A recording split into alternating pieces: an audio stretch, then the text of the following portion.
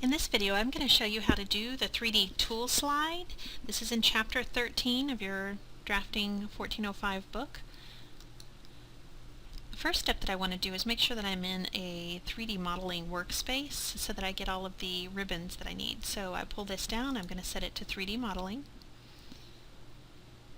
Takes a little second for the ribbons to get in place. And I'm going to open the template that I need here. So I'm going to do open. Find the one that we need. We're doing the tool slide.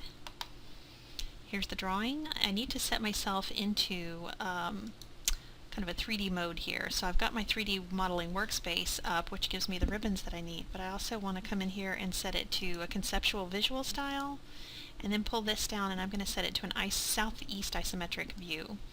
So in the book, you can see it actually shows you the parts that you are going to keep. So we're going to just extrude these different parts here and get rid of the parts that we don't need, making it look like the book. And actually the book shows this view gone, but I'm actually going to use it. I'm going to keep those circles, and I'm going to keep that rectangle back there. And you'll see why in just a second. So I'm doing a little bit differently from the book. I'm keeping this up here.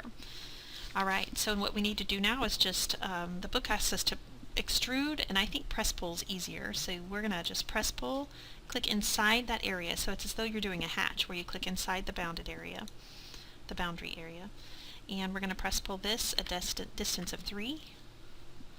We're going to press pull this one a distance of 2.25, and I'm done with press pull. Now I just need to rotate these objects to get them into place, so I'm going to do 3D rotate, select both of these guys, rotate it this way 90 degrees, and then repeat that command, and I'm going to rotate this guy around 90 degrees.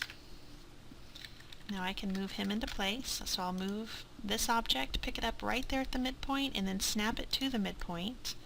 So it's looking good. I'm going to go ahead and union these two together. So here's union, select the two objects and union them together.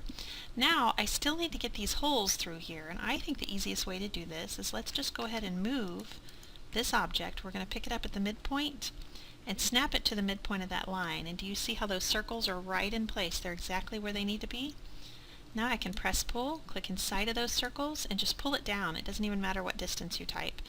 I'm just clicking it straight through, and it's just subtracting those circles through.